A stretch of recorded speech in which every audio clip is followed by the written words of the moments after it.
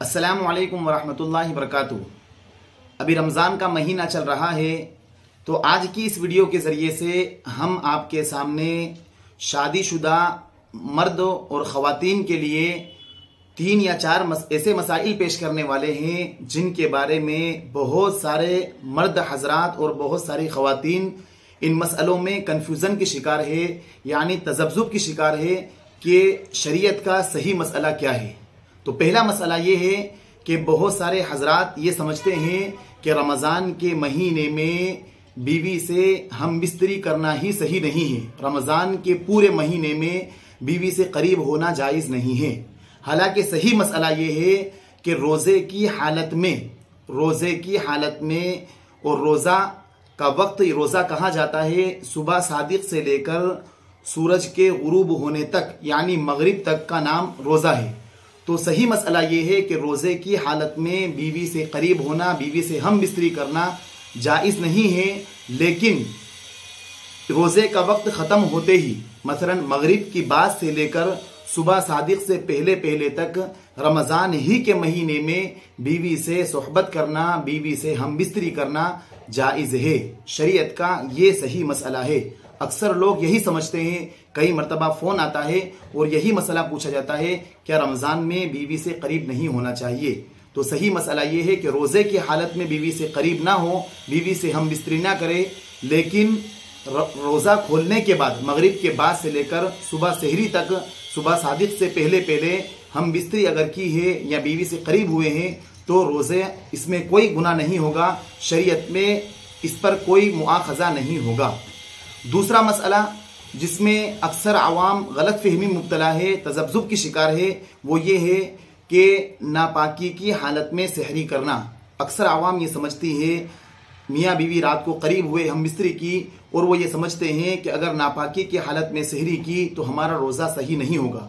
कई लोग अगर देर से उठते हैं, आँखें नहीं खुलती है और ऐन करीब 5 या 10 मिनट बचते हैं, तो वो इस सोच से रोज़ा नहीं रखते हैं कि हम नापाक हैं तो सहरी नहीं कर सकते हैं। हालांकि सही मसला ये है कि नापाकी की हालत में सहरी कर सकते हैं। नापाकी की हालत में अगर हमने सहरी की तो हमारे रोज़े पर कोई असर नहीं पड़ेगा, रोज़े पर कोई फ़र्क नहीं पड़ेगा। अलबत्ता सहरी करने के बाद अगर वक्त मिले तो सहरी से पहले ही पाकी का गुस्ल कर ले, और अगर वक्त ना मिले तो फ़ौरन फजर की नमाज से पहले गुस्ल कर ले। अगर हमने सहरी कर ली और गुस्ल नहीं किया और फिर सो गए और फजर की नमाज छोड़ दी तो फजर की नमाज छोड़ने पर हम कबीरा गुनाह के मुस्तहिक हो गए। लेकिन अगर नापाकी की हालत में हमने सहरी की है तो हमारे रोज़े पर कोई फ़र्क नहीं पड़ेगा, रोज़ा सही हो जाएगा।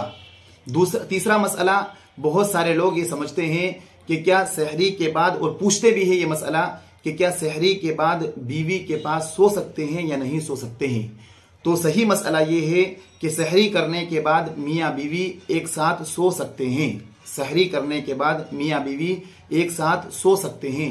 अलबत्ता सहरी करने के बाद, फजर की नमाज पढ़ने के बाद मियाँ बीवी एक साथ सोएं तो वो करीब सो सकते हैं। अलबत्ता मियाँ बीवी का किस करना, और अगर किस कर रहे हैं और उसमें मियाँ का या बीवी का एक दूसरे का थूक किसी के अंदर चला गया तो उससे रोज़ा ही टूट जाएगा।